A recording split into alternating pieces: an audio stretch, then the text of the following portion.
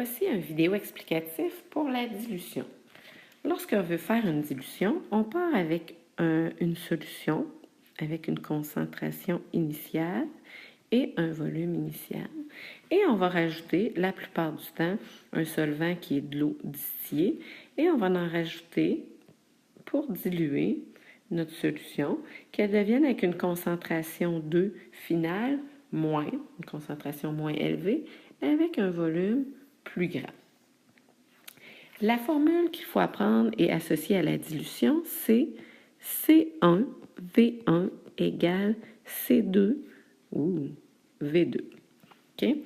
La concentration 1, il faut toujours la définir comme la concentration initiale. C'est ce qu'il y a de plus concentré. C'est notre nombre le plus grand au niveau de la concentration. Donc, C1, concentration initiale. Le volume 1, celle-ci, c'est notre volume de solution au début. Le volume initial également. Et ce qu'on veut obtenir à la fin, on veut obtenir une concentration numéro 2, une concentration finale. Ce nombre-là, cette concentration-là, va toujours être plus petite. Ce nombre va être plus petit que la concentration initiale. Donc, C2, c'est la concentration finale. Et le volume 2 va être notre volume final. Donc, la formule pour la dilution, C1V1 égale C2V2. On va prendre l'ADN, page 245, numéro 15A comme exemple. Ça nous dit on va faire une dilution.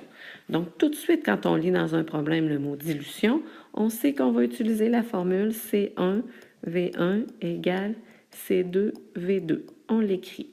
Ensuite, on va aller lire le problème pour trouver les informations à associer à chacune des variables. Normalement, on a quatre variables, trois connues, un inconnu. Donc, on regarde la concentration 1.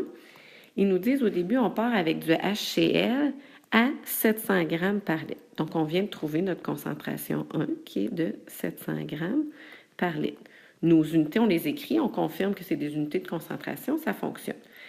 On nous demande, oui, mais on va prendre combien le volume de cette solution concentrée-là? On va en prendre combien pour arriver à 1 litre de solution de 16 grammes par litre?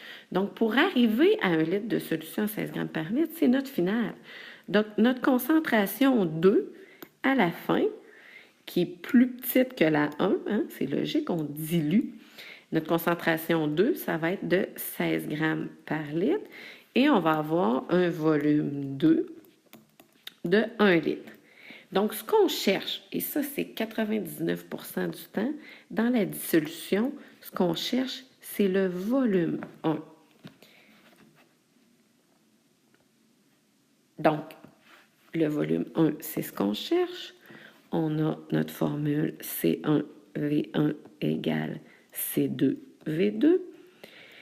On cherche V1, on va y aller avec la méthode FRC. On va isoler notre V1. Donc, on sait que c'est C2 fois V2 divisé par, on veut isoler V1. Donc, on se débarrasse de la concentration 1. On va diviser par C1.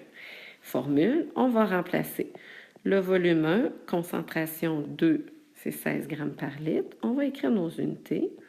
16 grammes par litre, multiplié par notre volume 2, qui est de 1 litre, sur notre concentration 1, qui est de 700 grammes par litre. La plupart du temps, les unités de concentration sont les mêmes. Donc, grammes par litre sur grammes par litre, ça se simplifie. Donc, on a juste à faire le calcul. 16 fois 1 divisé par 700, ça nous donne environ 0,0228 litres.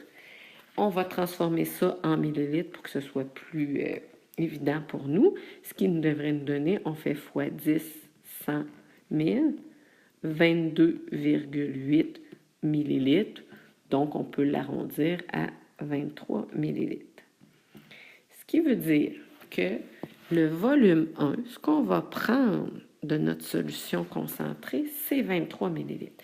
Donc, l'étape 1 en laboratoire de la dilution, c'est de pipeter le volume 1 trouvé dans nos calculs. Donc ici, on va pipeter 23 ml de la solution concentrée de notre concentration 1. Une fois qu'on a pipeté notre volume 1, on va le mettre dans notre fiole jaugée qui devrait avoir le volume 2 désiré. On va mettre un bouchon à l'étape 3. On va bien agiter, on va faire nos mouvements circulaires.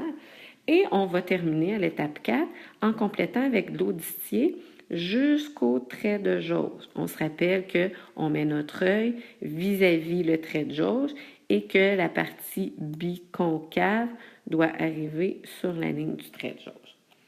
Donc, on vient d'obtenir un volume de 1 litre concentré, dilué, donc qui est moins, dilué à 16 grammes par litre.